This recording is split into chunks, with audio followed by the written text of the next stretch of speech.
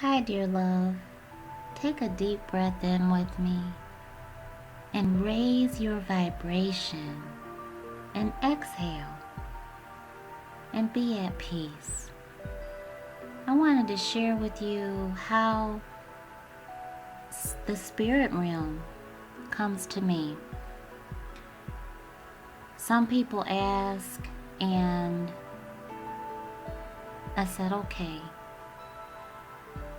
This is all spiritual communication, and it is in that energy, that familiarity, that you really feel a connection that radiates deeply within. And whether you close your eyes or not, you can still feel that energy. It is because we are spiritual beings first, and then we are incarnated into this human body in this dimension.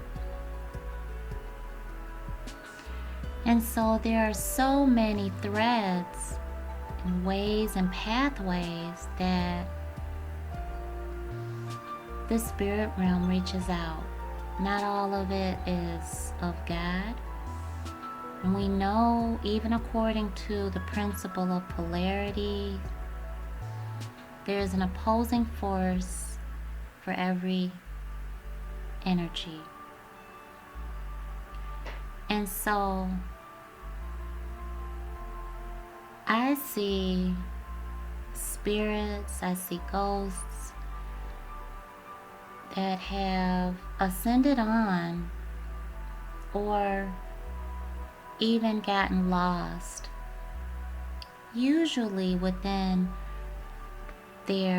how they were when they were incarnated. During private readings, ascended loved ones will come to me as though they were, as they were pictured then, and I'm able to convey that to their loved one during our reading, and it's a most overwhelming, powerful moment, and it's just beautiful. Sometimes they come to me the day before, the week before, and they're preparing me because their loved one will have made the appointment or been getting confirmation from them that they need to reach out to me. Sometimes I don't see their face. I can just see their energy, and it does look like a hazy smoke. It can be very transparent and more watery. And so I encourage you that when you do see a shape or smoke take shape, wherever you are at, that you acknowledge that for what it is and break past the limitation of human conditioning. Spiritual alchemy and spiritual experiences defy human logic, and so what you're seeing is spiritual. One of my children has an animal spirit guide that recently made themselves known, and it was in the form of the animal, but it was a cloud of beautiful milky energy. And one of my children has a guardian angel who is a little girl, and she has shown up as she was, and in this beautiful, not translucent, but a milky energy there that is very flowy. And so when you're recognizing this energy, you're using your spirit, because you are a spirit and they are communicating with and through your spirit. And so as a psychic medium, I want to encourage you that when you're seeing these orbs of light, to really honor that moment. Often orbs visit me, and those, honey, that's energy from the spirit realm. And some people testify to seeing humongous orbs of light. I have never seen a basketball size or a cantaloupe size of energy. I see just, I want to say, millions and billions sometimes of the very smallest uh, of energy. It may be even as small as the little flickering of the light on your phone, um, and smaller, sometimes bigger, but it would be more of a burst, a wisp of energy, the trace thereof sometimes. And often in my shower, they will come. Not so much in the bath, but in the shower. And that energy will be brighter than any man made light.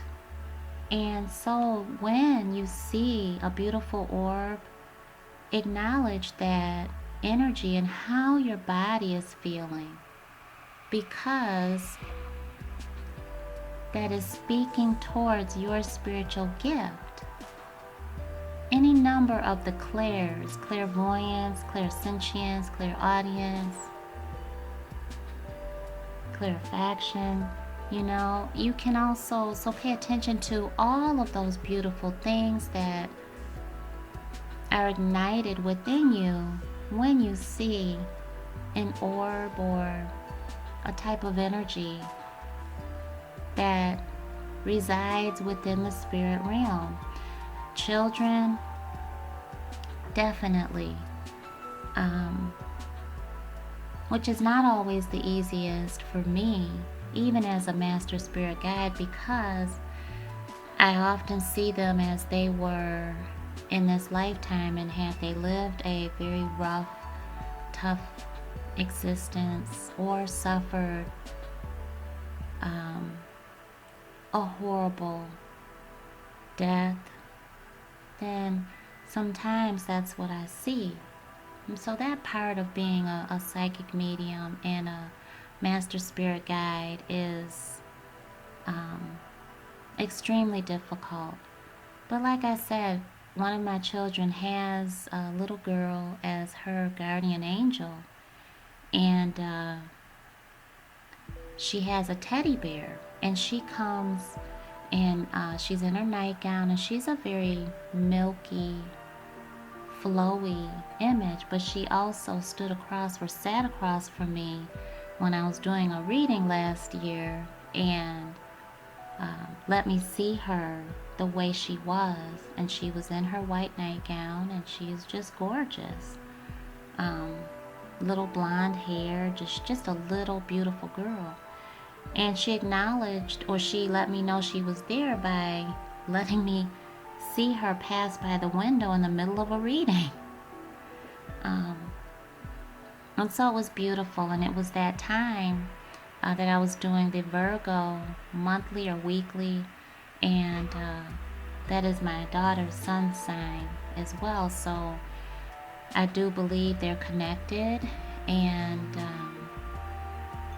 when you look up in the sky, when you see this, your human logic will say, those are not angels. That is not spiritual.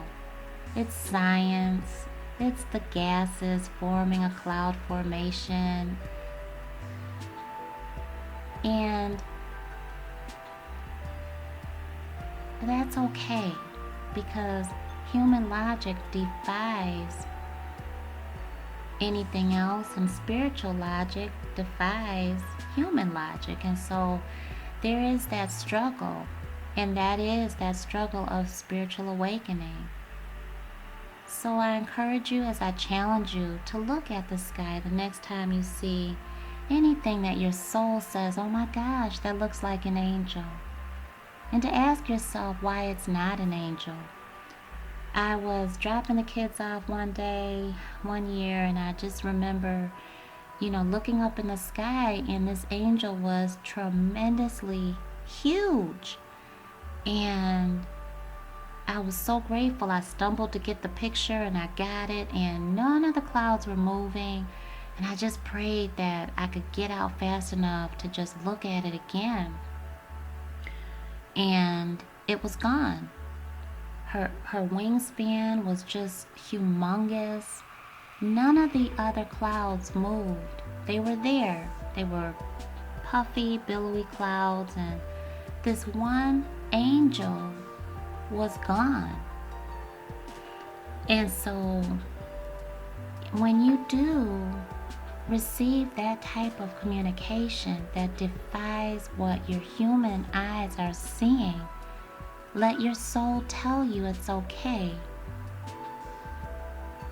to receive that language. It is spiritual communication, and it happens in so many different ways.